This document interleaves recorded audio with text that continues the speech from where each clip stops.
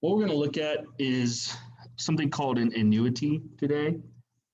Now, it's not going to quite, I mean, it technically is, but it's not quite what we usually think of as an annuity, which is something you purchase with a lot of money that makes payments to you over time.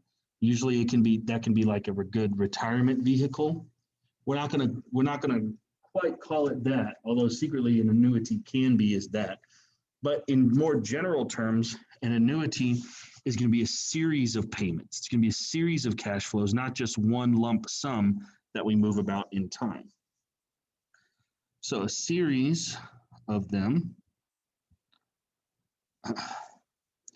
So an annuity is a sequence of equal payments made at equal time periods.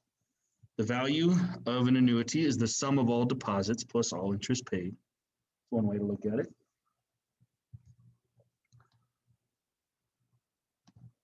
One thing to keep in mind is so far, we've just been dealing with lump sums, is what we've been calling them. It's just a single payment moved in time. So if you borrow an amount of money, you pay it all back at some point later. You don't pay it off slowly and chip away at it. If you were to pay it off slowly and chip away at it, that's going to be an annuity. That's the type of thing an annuity is. So we can talk about paying off a loan, paying something off over time with a series of payments, or we can talk about you saving money maybe for the future and putting a series of payments away into an account or something like that, usually every month, and saving up for something down the line. Those are both the two really basic examples of an annuity.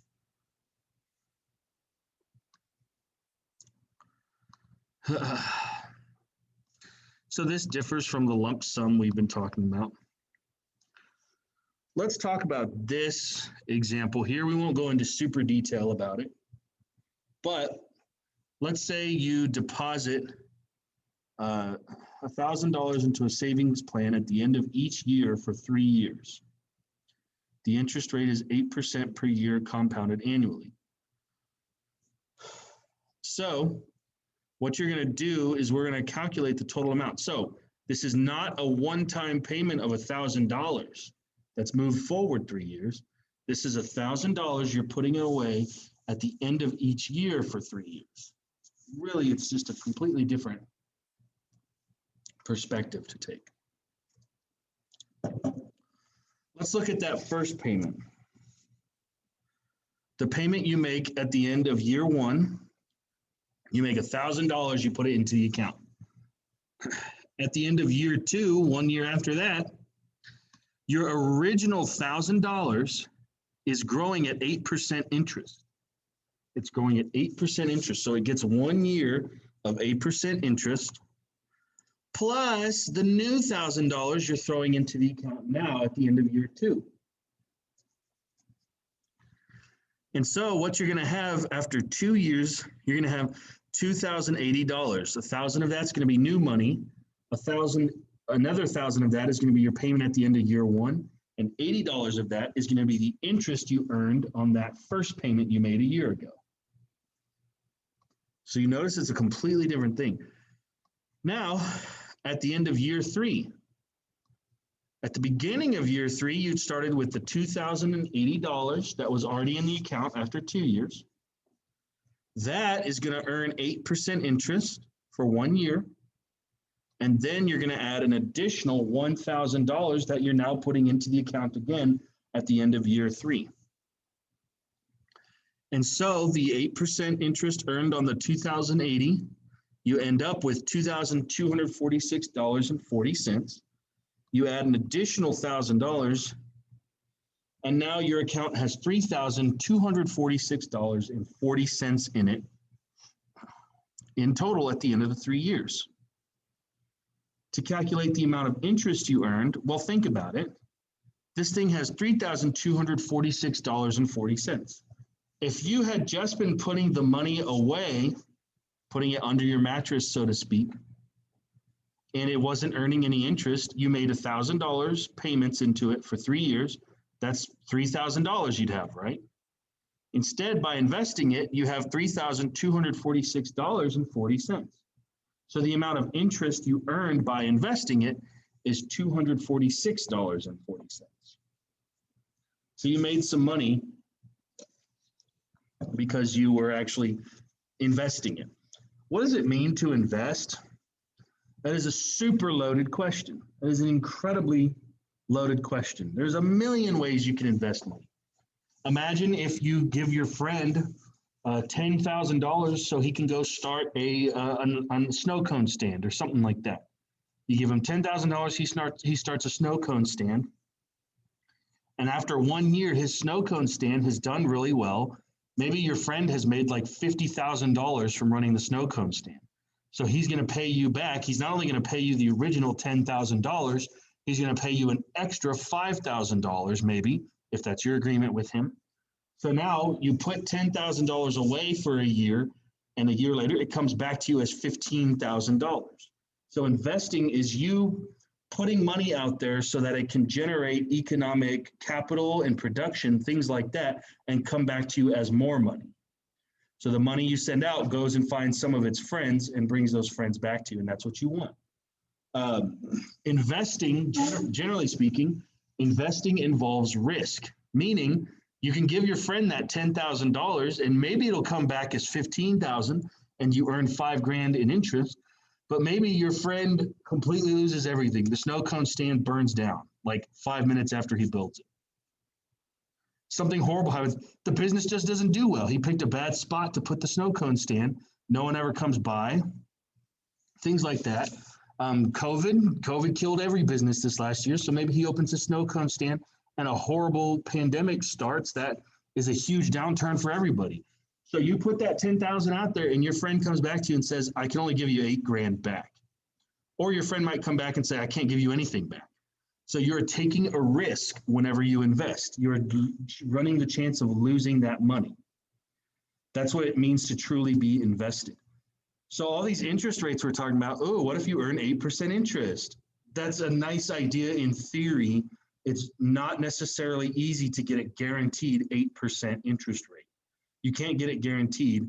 Some years you might only earn 5%. Some years the markets do great and you earn 25%. So you're accepting the fact that it's going to fluctuate year to year. And then even some years you might lose money. So that's what it means to invest. You're hoping to get money back. The interest rate, we're assuming that it's a fixed value so we can do some of the math here because we just have to. If you're paying back a loan, that usually will be a fixed value. So there are cases where the interest rate stays the same. But if you're investing 8%, you may not earn 8% every year. So that's just good to know.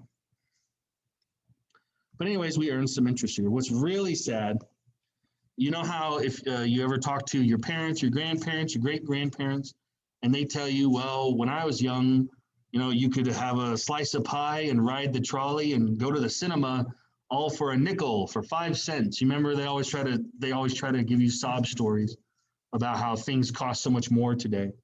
So what's happening is there's something called inflation. So even if you are investing your money and it's earning interest, inflation, the fact that costs go up, inflation is secretly robbing you of the buying power of your money over time. So you not only need to invest it just to keep up with inflation, you need to invest it and be fairly risky so you can get a larger return on your investment. So inflation is a scary force. By the way, a lot of those arguments are nonsense. They try to say everything costs so much more today, but whenever you look at certain goods, the real cost of goods has fallen over the last 50 years as there's been more industrialization and more mass production of certain goods. So even though grocery prices may have doubled, your income may have tripled. And so the actual amount of money that the groceries are costing you is actually a smaller portion of your budget than it would have been 50, 100 years ago. So economics is not a simple subject. I won't pretend it is, but there's a lot of really bad arguments out there that are nonsense. Now, we're going to look at a new formula, but I'm not going to look at this version of it. There's the version of it we want to look at. This is going to be a brand spanking new formula that's going to be very similar to formulas. We're skipping to slide 11. Slide 11. Only because the previous slides just do a simpler version of the formula that we don't need. We don't need to waste our time. This is a formula which will tell us, I'll zoom in a little bit. Hey, if you put away P dollars, so P is said to be the payment that you're putting away. This is not a one-time amount of money. This is going to be an amount of money you put away every time period of interest that you're curious about. If P is a deposit made at the end of each period for an annuity that pays an annual interest rate R, and you're compounding interest N times a year, then the value of that annuity after T years is given by this formula. Basically what this is saying, here's an example. You're saving for retirement, which is something you can start doing at any age. There's no shame in starting when you're young on that and thinking about those things. But anyways, you're saving for retirement. Let's say you're able to put $500 a month away into an account. Actually, let's just do this problem. Why dance around it?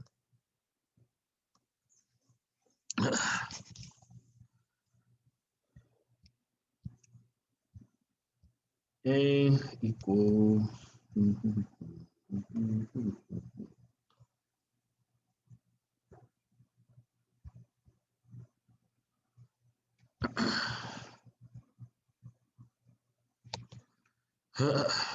here's the formula. I'm just going to reproduce it.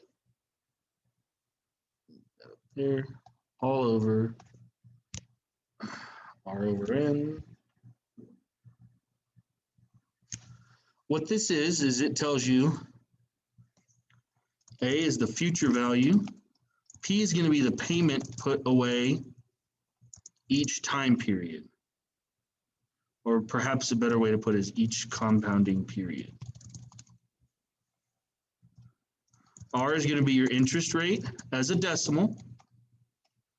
N is going to be the number of compounding periods per year, just like it was last time. T is going to be the number of years.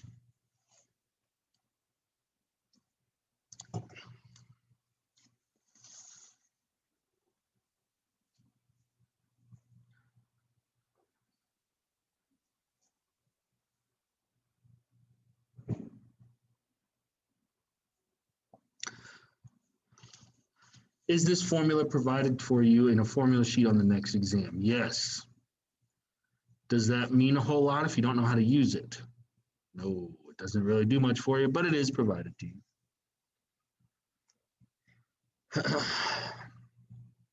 This is going to tell, yes.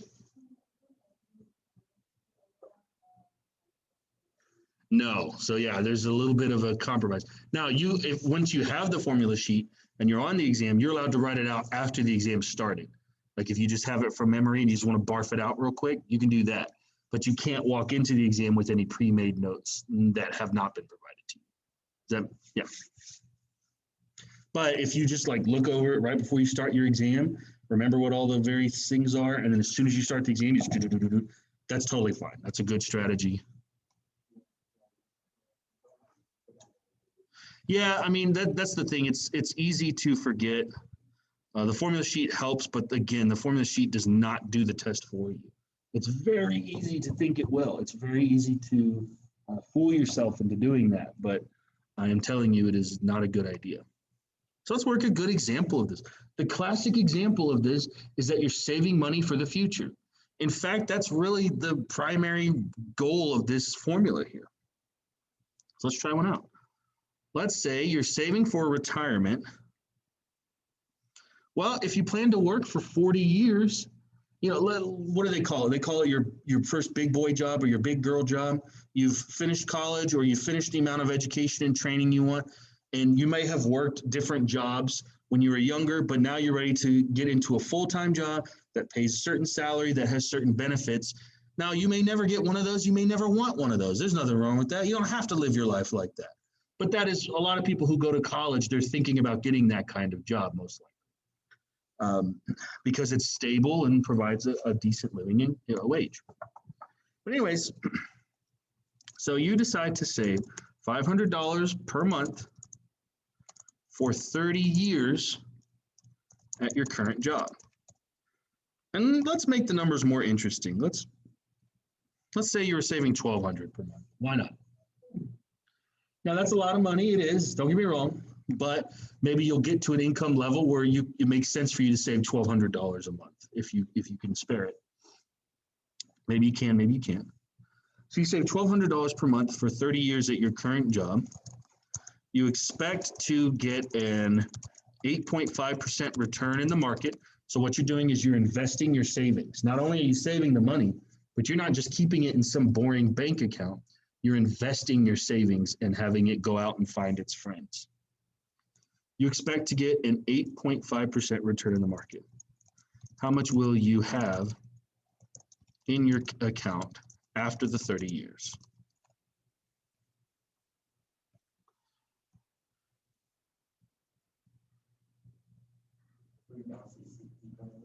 Let's see. I think it's gonna be a lot more than that.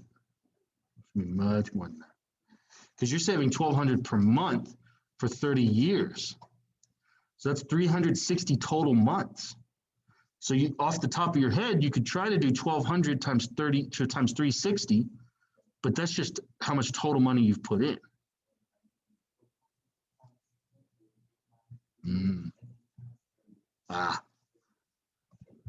Yeah, so that might be, yeah.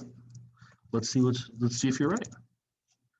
So the future value, that's what we don't know.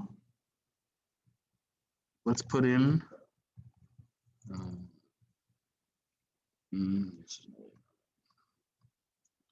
future value we're not going to know at the moment. In fact, that's what we're trying to find.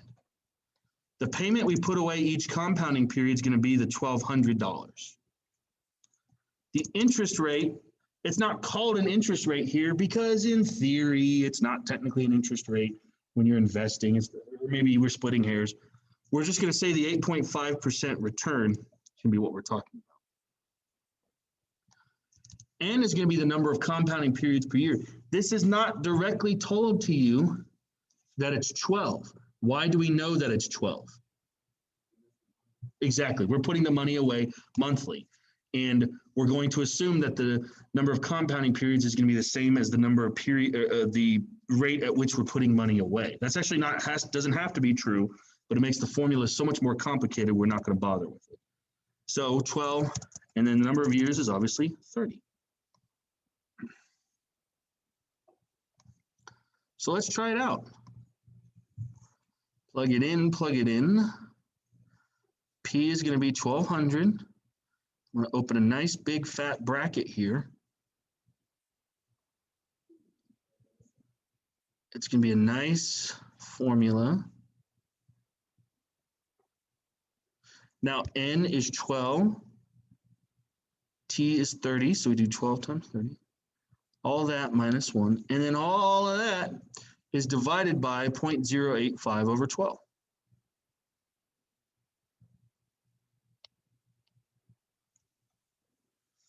Now, you got 5 million? Okay, you might be in the, yeah, I think you might be in the right ballpark.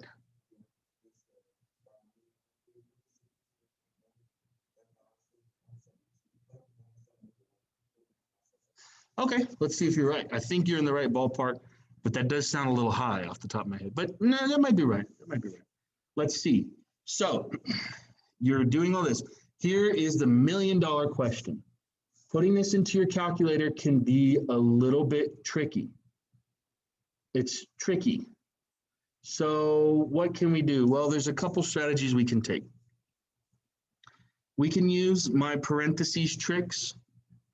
Another thing you can do is figure out what 0.085 divided by 12 is, and then round it to like 9 decimal points and use that in your calculator. It's a pain in the butt, but you can do it. But here's one thing that will work. Let me write it out totally before you put it into your calculator.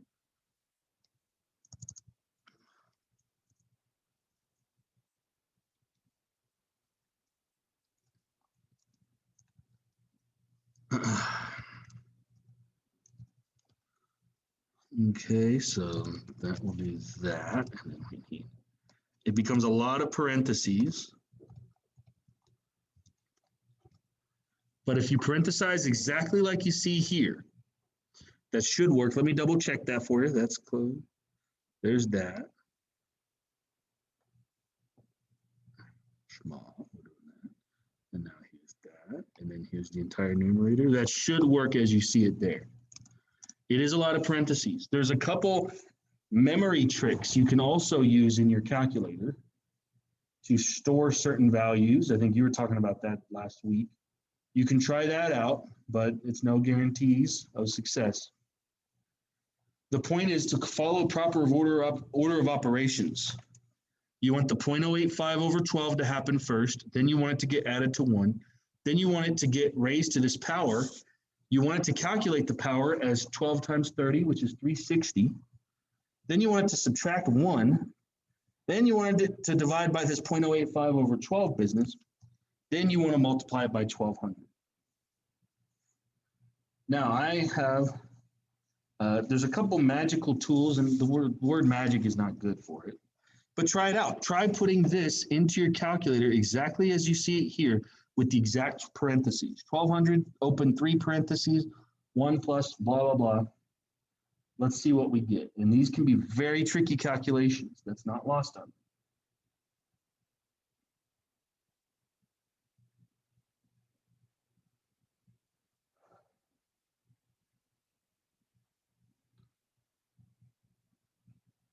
And we end up 5 million is a little high. What are you getting now?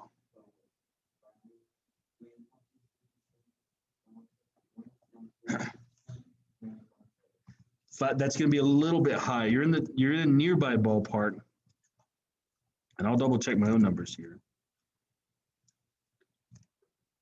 But it's going to come out a little bit short of 2 million, about 1,900,000. So try it again. Try it written exactly like you see it here, with the exact number of parentheses and everything. And this is something you're going to have to kind of feel out with your own calculator. Are y'all getting the same thing? You got that 1,900,000? Oh, I'm good. But it's because I understand that the calculator can be a cruel mistress at times. Or a cruel mister. Men can be mean too. That's very true. In fact, I would argue men are sometimes more mean than women, right? How many of you would say women are more mean than men? How many would say error? Try, clear it, double check your parentheses, because that should be right. Clear out the line completely. Do the 1200, you don't need the equal sign or anything. Just do the 1200, open 3 parentheses, 1 plus, open in parentheses, 0.085 divided by 12, close 2, caret for the power. Are you getting that? The 1,980,000? Okay. Yeah, that does. Yeah, the whole thing up to, but not this equal sign. Just all this here, starting with 1200 and ending with this last parentheses. You want me to type it in real quick? Yeah, this is something that's good to do. Let's see.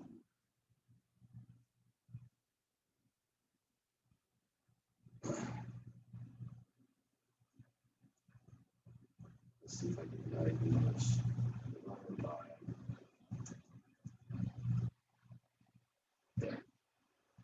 See if you can look back up on it. It's easy to put the wrong sign in division when it should be subtraction, stuff like that. You should be able to, if you hit up, I think you can go in and edit it and look at it. But yes, this is there's a lot of nuance to it. But ultimately, yeah, you'll get a little under 2 million. Okay, so you're at a little under 2 million. How much interest did you earn on this? Well, let's think. How much interest did you earn, Will? Let's say you had not invested this. let's say you just quote unquote put this money under the mattress, which some people might literally do that, but that's just a saying, meaning you're not investing it, you're not gaining any interest. You're putting $1,200 away each month. You multiply by 12, that's how much you're putting away each year. You multiply by 30, that's how much total money physically left your pocket over the course of that 30 years. So what does 1,200 times 12 times 30 give you?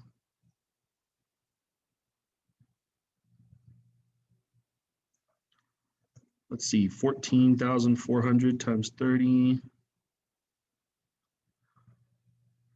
I'll just be lazy. $432,000. So if you had not invested this money, you'd only have $432,000. What's worse is that inflation happened. 30 years from now, $432,000 is not going to go near as far as $432,000 goes today, will it? Not at all, because of inflation. So that $432,000 isn't even worth that much. You take the difference in the two, and you're going to get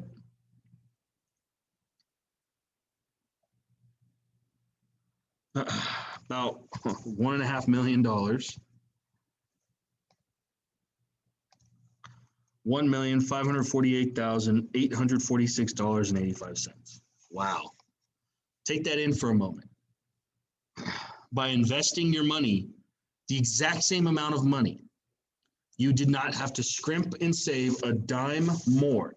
You simply chose to invest it instead of putting it into a bank account. You end up with over 4 times as much money. You end up with an extra $1.5 million. Wowza. Wowza, wowza, wowza. Mm-hmm. Mm-hmm.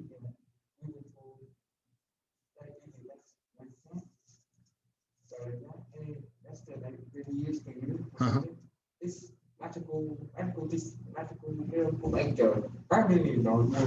You can. Sometimes they do this cute little they do a cute little example where they say, if you were to invest $1 at 100% simple interest per day versus 100% compound interest per day, then after 1 month you would have $31 in simple interest. After 1 month of compound interest, you'd have like several $1 million or something like that. So they might have done that example to demonstrate how much more powerful compound interest is than simple interest. But yeah. So we've got all this floating around. Let's try one more thing with this. One more thing. Not only are you saving $1,200 a month, your company matches you. Let's not get into complications. They say, oh, if you put in 6%, we'll match at 100%, blah, blah, blah. What that means is some companies will say, if you're willing to put 6% of your income away each month into a retirement account, we will match the amount you're putting away. We'll match 100% of what you're putting away. So if you made $100,000 a year and you put $6,000 a year away into an account, your company will also put $6,000 per year with you out of their own money. That's a very common retirement benefit that a lot of companies offer you. That's very common. So your company matches you dollar for dollar. In other words, they also put $1,200 per month into your account out of their own pocket. They are not charging you that $1,200. They're putting it out of their own amount. That is a benefit. Now, you may not be able to literally get that $1,200 extra in pay from them directly. It's a benefit that's going to your retirement account. So it's not quite extra pay per se. It's called a benefit instead. How much will you now have after 30 years? It's still being invested. That's really simple. You just double this up. Now instead of $1,200 a month going into your account, a total of $2,400 is going into your account. But in reality, all you have to do is take the full $1,980,846.85 and multiply it by 2. And that's going to give you Let's see.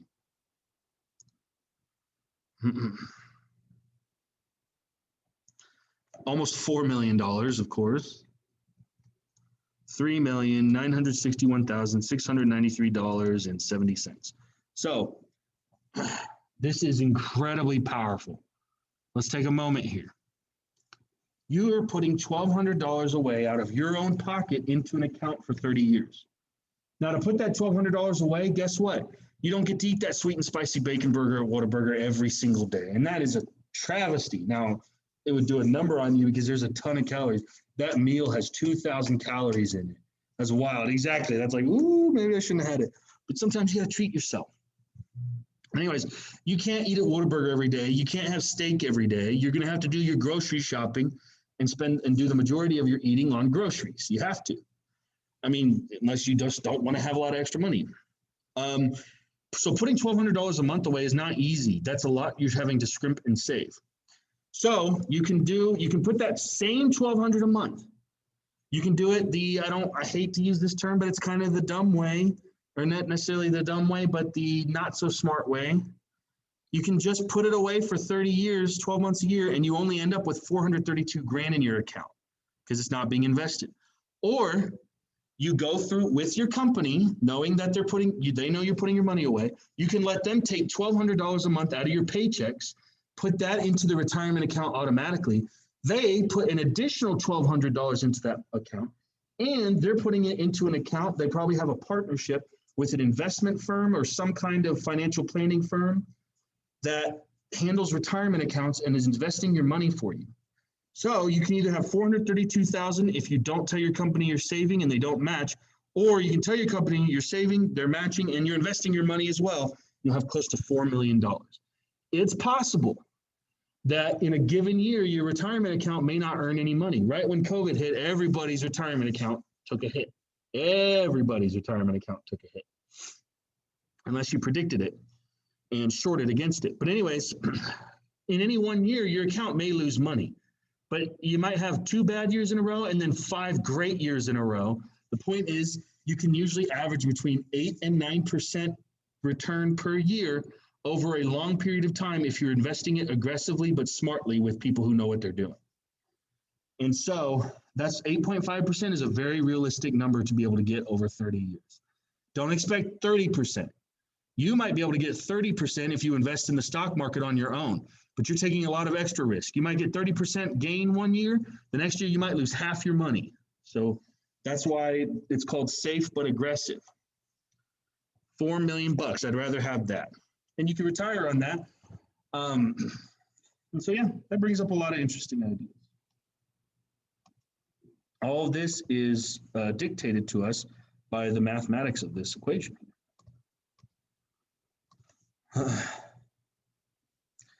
So we can look at another example. At age 25, you're saving for retirement. You deposit $200 into an IRA. An IRA is an individual retirement account. At the end of each month, you're going to get 7.5% interest compounded monthly. How much will you have in the IRA at age 65? Well, you've been saving for 40 total years. You're going to use this formula. Your monthly payment is $200. Your interest rate is 0.075. Interest is compounding 12 times a year, 40 years of interest. You run out the formula. They round it to the nearest dollar, whatever. In this account, you're going to have $604,765. So you can see, while 600 grand sounds like a lot of money, in 40 years, it's going to be worth a lot less than it is today. Plus, you can't necessarily, let's say you want to retire at 65, but let's say you plan, or you guessing that you're going to live till you're 90. That means you're going to live for 25 more years after you retire, which means basically you need to live off 600 grand for 25 years. That's probably not going to cut it. Usually when you retire, depending on your lifestyle, maybe if you've already paid off your house, if you own a house and you've paid it off, you don't have to make payments on it anymore. Maybe you can live on a little less each month. But basically, 600 grand is probably not enough to retire on. 2 million is usually what you want. If that's if you were retiring today, 2 million is enough to live on the rest of your life comfortably. Maybe you have less, that's fine. It just depends on, I mean, Texas has low cost of living, so it's possible to live on only 1 million, something like that. But 20, 30, 40 years from now, you might need more like 4 or 5 million when you retire so that that money will last you. Plus, as technology gets better, you might live even longer than you would expect to now. So who knows? You don't know how long you're going to live, but you always plan for living a long time. And if you pass away before you used up all your money, you can leave that money to your children, your grandchildren. They can use that money to do whatever. If you want to know how much interest you earn by investing, you take $200 per month times 12 months a year times 40 years, and you really put away a total of $96,000 out of your pocket. Since you had $604,000 in the account, that means you earned $508,000 in interest. So yeah, the interest factor is wowza, especially over a long period of time. That investing, 7.5% doesn't sound like a lot. If you start the year with $1,000, you'll end the year with $1,075. Doesn't sound like it's huge, but over time that builds up very, very, very quickly.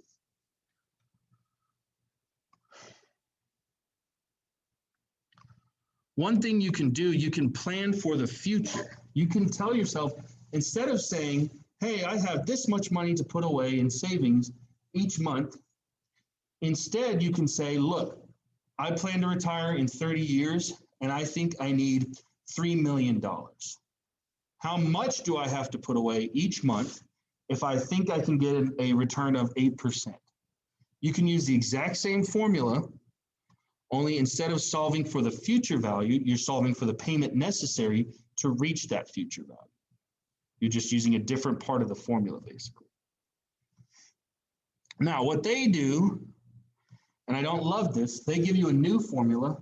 All that this new formula has done is solved for P instead of A, but it's the exact same formula we used a second ago.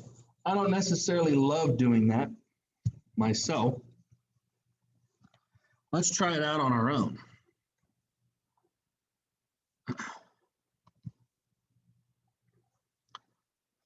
Let's try it out on our own. Let's see if I can be tricky here.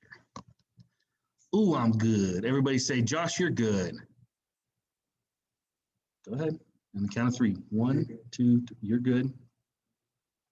I'm good. Thank you. Let's look at this from a different perspective.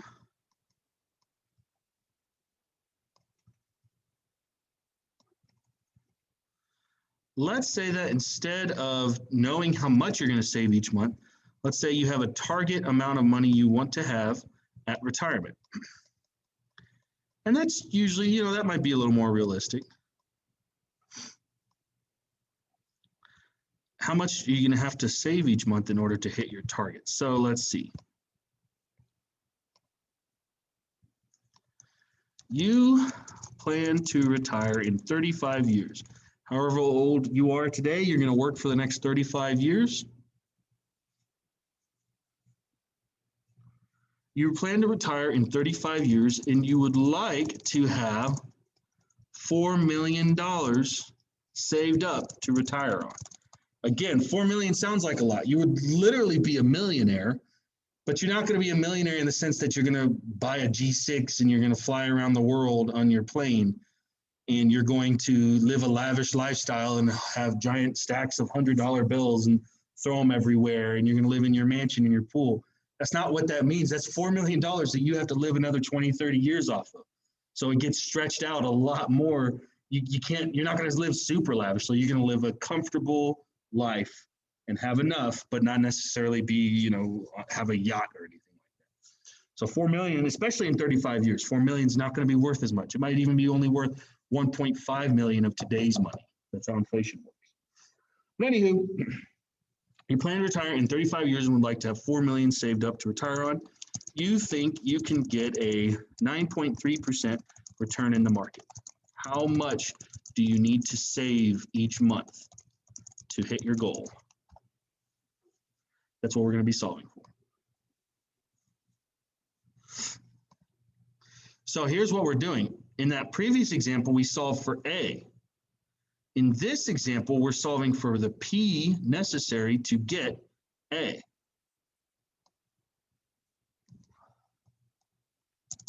So the future value, that's going to be how much you're trying to save for. What's that going to be?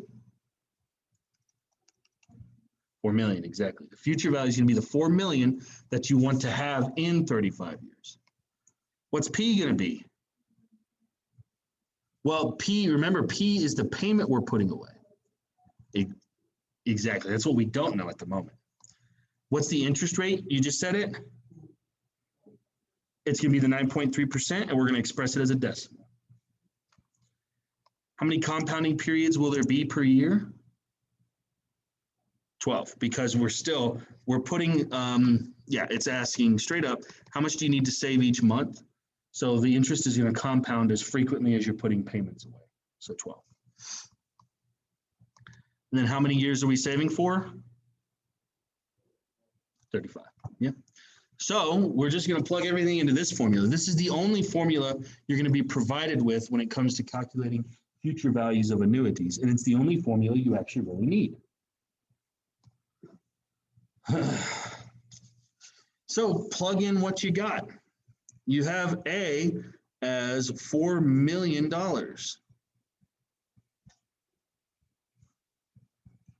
P, you don't know what it is, so we're going to leave it as P.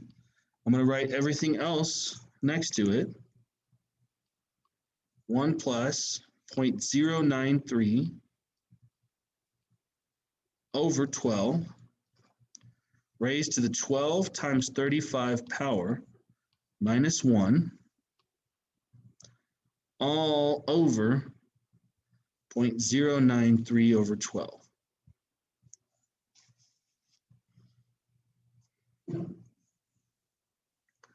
Here's what we're going to do. I'm going to erase this. Oops. I'll move this to the top.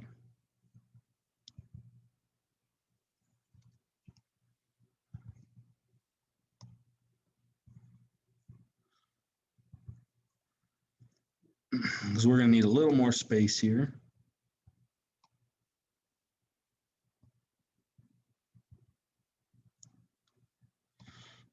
What we're going to do to solve this, I'm going to figure out what this whole nasty business here is going to be, what this whole ginormous thing is, and I'm going to divide it over into the 4 million to solve for P. So if I want to put this in the calculator, let me write it all out first, and then we'll put it in.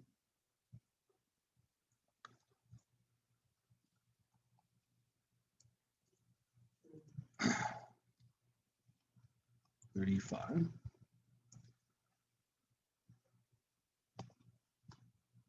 Let me get it all typed out.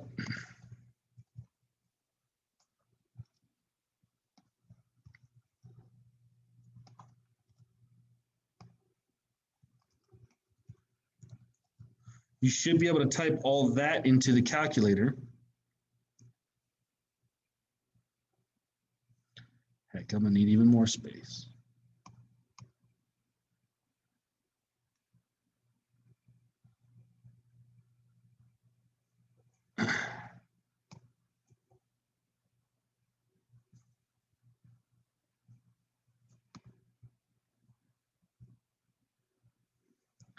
So this business is going to simplify into, well, let's try it out.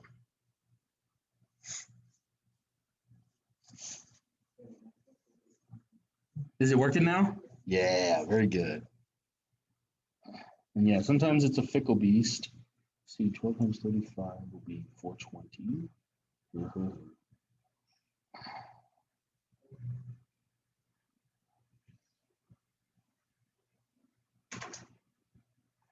You're getting 3,173.728866. Very good. So this factor is 3,173.7288. I'm going to write it out to a couple things. There we go. Is that what you guys are getting? Shouldn't be negative for sure. But you want me to look? Okay, yeah, it's parentheses. Do you want me to see what you're doing in your calculator? Gotcha. Yeah, you only have to enter in this part, 3 parentheses, 1 plus. Let me double check that, make sure it's good. That's the nice part about the larger screens of the graphing calculators. You can see it all.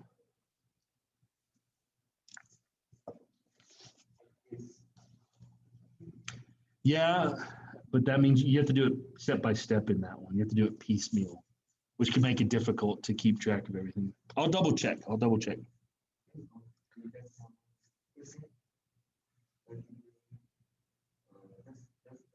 Mm-hmm. Yeah, and you can use memory tricks to store things, and it's really groovy.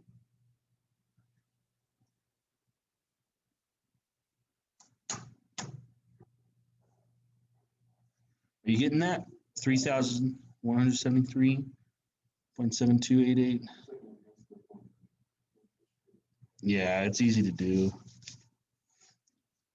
So ultimately, just this business here, the meat and potatoes, that comes out to 3,173 point something something. So to finally solve this, we're going to do 4 million equals P times 3173.728.86633, and we're going to divide both sides by that.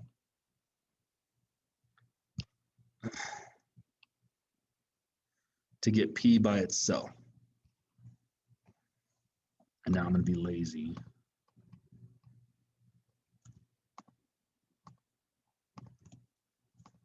Divide both sides by that factor. Basically do 4 million divided by 3,173, blah, blah, blah. And you'll end up with P equals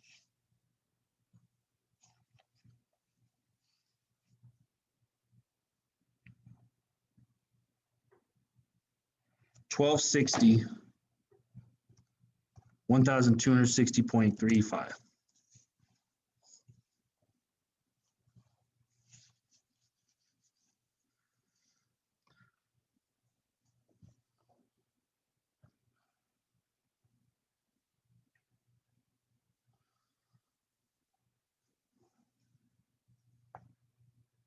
So basically, you want $4 million in 35 years, and you think you can get about a 9.3% return, which is pretty healthy. That's a healthy return to get, and it's realistic.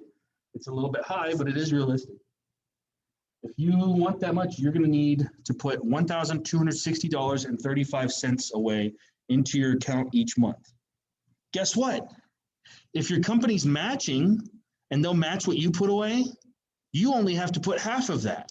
You only have to put about $630.17 or 18 cents in. Your company will put the other half, so that a total of $1,260.35 is being put away for you each month. And then you'll end up with $4 million. Pretty cool. So that's a great benefit. You only have to put away half as much as you really need, because your company will put the other half away. You get to save that extra money and do whatever you want with it. Vacation, pay your bills, which is probably what you're really going to end up having to do with it. Any questions on that one? Kaylee, I'm sorry, I just saw your message. Your calculator says error. Let's see, what's it good? I apologize, Kaylee. The thing didn't get my attention. I'm so sorry. Kaylee, whenever you do this calculation down here, in the green, are you getting the 3,173.72886633? Let me know if you are. You literally, on a clean, fresh line, you put in just this part. No, it still says error. Okay. So you don't put this part. You just put this. What kind of calculator are you using, Kaylee?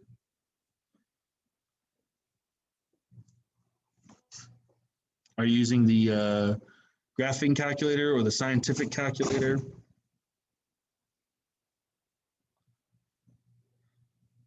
One thing I can say, we might be able to use the Google calculator here. let's see. Yeah, there's a couple things. You have the TI-30X 0.093, and this is a forward slash, so you're using the division sign here whenever you see the forward slash. Could it be with this caret? That's the exponent key. That might be what's giving you a problem. You could also, if you want, send me like a, I don't know, a screenshot or a picture of what you're typing into your calculator in a message, and I can look at it and I can try to help you out that way. How does that sound? Because I definitely want to make sure we're getting these calculations correct, because this is the crux of this section, is really knowing how to use this formula and use the calculator appropriately. Okay, sounds good.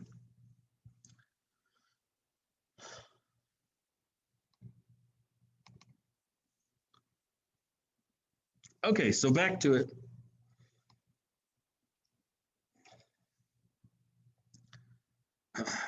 So you can do other kinds of savings plans.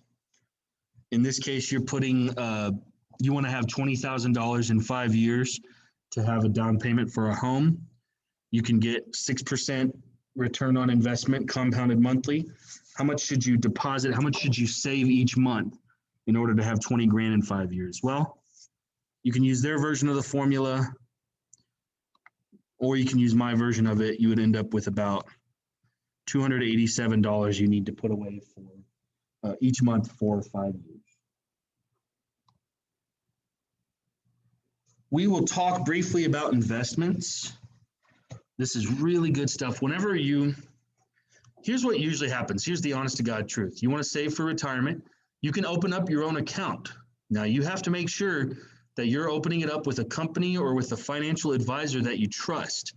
Usually, frankly, if it's a big company, they are under so much scrutiny by the government. They have millions of people investing with them who are watching them like a hawk.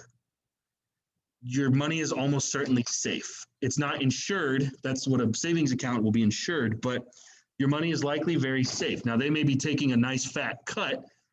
They might take some money from you as their fee, but generally speaking, your money's not going to get stolen or anything weird like that. If you invest it with your buddy who says he totally knows everything about investing, even if you trust him and even if he is trustworthy, I don't know if that's a good idea. Your buddy, unless he is a financial advisor and he knows what he's doing, he has got some experience and some knowledge.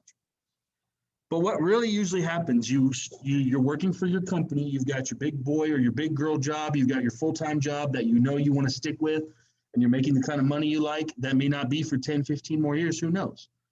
But you're ready to really get serious about saving for retirement. Usually what you can do with your company is usually when you're hired, they say, do you want to save money? Do you want to start putting money away? You say, yeah. They'll open an account for you with someone that they have a partnership with. Usually it can be an insurance company, it can be an investment firm. You'll have an actual person that works on your case that is a financial advisor for that company or that firm. And what your company will do is they'll take the money out of your paycheck for you. So it's like you never really had that money, it's already taken out for you. Now that sucks because that does reduce your paycheck, but it is money that's being saved in your name for you. On top of that, if they match, they'll automatically match for you. They'll automatically put the money away from their end into the account, and then it's likely going to get invested. And then you can tell whoever you're saving your money with, if it's an insurance company, financial firm, you can tell them that you want to save it aggressively, meaning you understand that every couple of years you might lose some money in the account, but other years will make up for it when there's good years. And over your 30 years, you may have like an 8 or 9% return. So there's a lot of moving pieces, but a lot of the times you can save for retirement by working with your company directly. You can also open all kinds of other retirement accounts. There's a very, very, very popular retirement vehicle called a Roth IRA. IRA means individual retirement account. You can only put away so much money into the Roth IRA, but it has certain wonderful tax benefits that I won't go into super detail about. Another nice thing about saving for retirement with your company is that what you do is you use before tax money. whatever money you put aside for retirement, the government says, okay, I'm glad that you're saving for retirement. We are going to ignore the amount of money you put away for retirement this year when it comes time to calculate your taxes. And that's what you want. So if you made like $100,000 in income one year, but you put away $10,000 into your retirement account and you did it all legitimately, they're going to say, you only made $90,000 this year. So you get taxed less in total. That's good. That's what you want. The Roth IRA has a weird benefit where it taxes you now instead of later, which is actually sometimes better because later you're going to have a lot more money in the account. But we won't go into that. Stocks. We don't need to go into uber detail about stocks. The way that we value stocks is we value them as a perpetuity of their dividends. We're not going to go into uber detail about that. When you do stock trading, what you're really doing, you are buying a percent of a company whenever you purchase their stocks. That's literally what you're doing. You're a part owner whenever you buy stock in a company. Stocks are incredibly volatile, meaning their values change a lot. Now, sometimes that's good. You say, ooh, I bought $1,000 worth of this stock and their stock price tripled overnight. That means your amount of money that you have with them is tripled as well, and you can sell it and make a nice profit off of that. It's a lucrative venture on paper. You get taxed out the rear end. If you hold a stock for less than 1 year and you buy and you're selling it and you're trying to be like a cool hustler, and you remember all that business that went down with GameStop last month, where people were doing something with GameStop's stock and it shot through the air. It went up like 1,000 times over. So a lot of people might have made a lot of money, but that's a very volatile market. So you might think you're the king of Siam selling and buying stock, but it can also slap you in the face so hard that you cry. So that's not to say don't do it. That's just say you better have an iron stomach if you're going to go into buying and selling stock. Bonds are completely different. A bond is you're lending money to an institution that promises to pay you back later with interest. That's exactly what a bond is. When you buy stock, you're not lending them money. You're giving them money. Yes, they're going to use that money. Yes, to spur business, to create more productivity. But you are literally buying a piece of the company. It's not the same thing. They have no obligation to pay you back. With a bond, you are lending them money. The most common kinds of bonds are government bonds. You can literally buy a U.S. bond, which is you lending money to the U.S. government that they have to pay you back at some point in the future. And there's all kinds of rules that dictate that. Bonds have certain ratings about how trustworthy they are to actually pay you your money back. U.S. government bonds are generally very, very trustworthy. Local government bonds, called municipal bonds, they can have their bond ratings taken down quite a notch if they have a financial emergency or something happen. It's happened to the state of California's bonds, and the entire state of Michigan's bonds, unfortunately, have taken a hit in recent years. So again, bonds are generally safer than stock. So thus, they're going to, on average, give you less return on your money. The riskier an investment is, the more money you expect from it to pay you back with. So for stocks, you might say, I want a 20% return and I'm not taking a dime less. Well, the truth is you could lose all your money on a stock. It's risky. Because it's risky, you want it better pay off better. Otherwise, if it didn't pay as good as a bond, and a bond is a lot safer, you're going to go get a bond. Why wouldn't you get a more safe vehicle that pays the same? So there's all kinds of different, we're not going to go into reading stock tables. The only thing to remember, one good thing to remember is with stocks, there's something called blue chip stocks. I actually don't know where the term comes from, but that's a stock that's said to be awful safe.